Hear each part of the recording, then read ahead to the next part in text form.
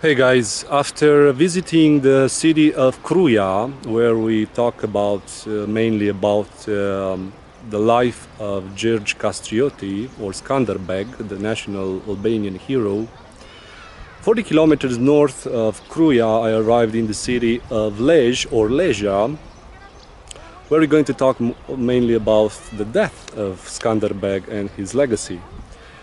Why? Because behind me, underneath this huge building is the Cathedral of Lezhe, built in 14th century, which also hosts the tomb of Skanderbeg. But before you're going to see what's inside, I have to tell you a few things about this place. It is known since the 8th century before Christ. And in the 4th century before Christ, some Greek colonists came here and established the fortress and the city of Lezhe. It stands about 170 meters above sea level on this hill. You're going to find there the ancient Illyrian and Greek walls. It was a castle at one point over there. It is a place that after the Greek colonists it was taken by the Illyrians, and it's also here is the place where the Illyrians with the Macedons agree that together they will fight against Rome.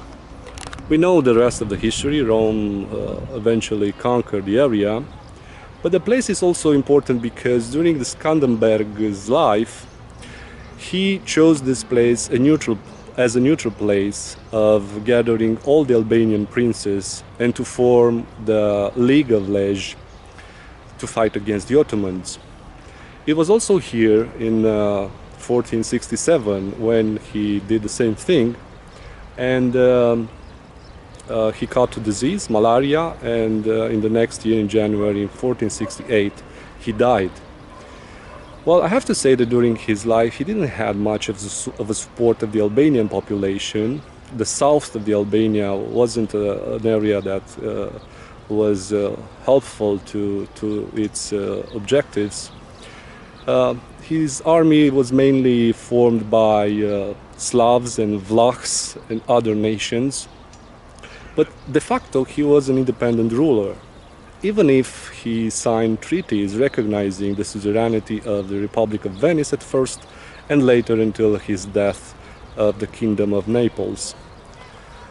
Well, let's go to see this church. The church was built in the 14th century. He died here and he was buried inside the church.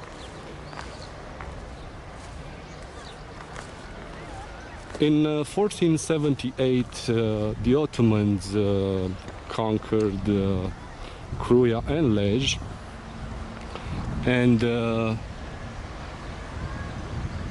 afterwards they transformed the cathedral into a mosque.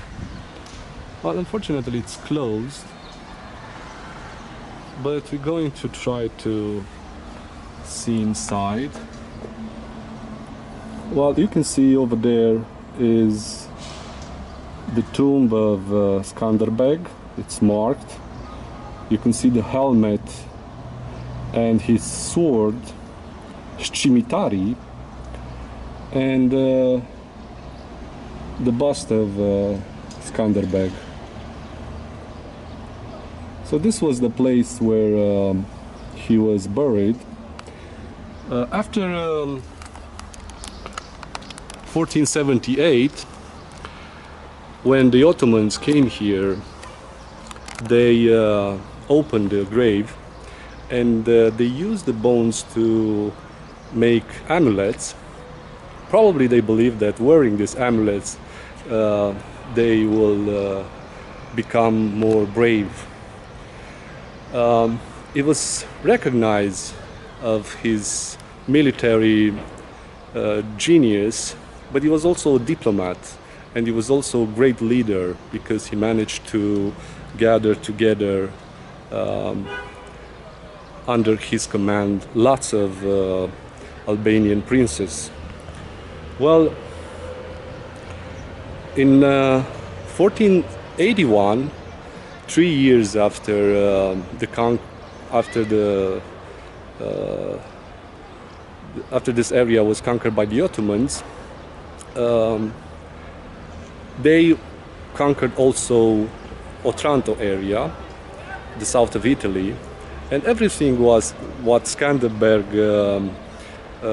warned about was proved, because the Ottomans killed the entire male population of the southern Italy. He received a bit of help from the Republic of Venice and in the end from the Kingdom of Naples, but apparently it was enough. He managed only to preserve his land, and he also today is representing the unity of the Albanian nation, and it is recognized internationally about his skills and about his sacrifice against the Ottomans in order to preserve the freedom of Christendom. So this is the city of Lezhe. There are also some ruins of the old city here next to the cathedral. The new Orthodox Cathedral of Lezhe, it's over there.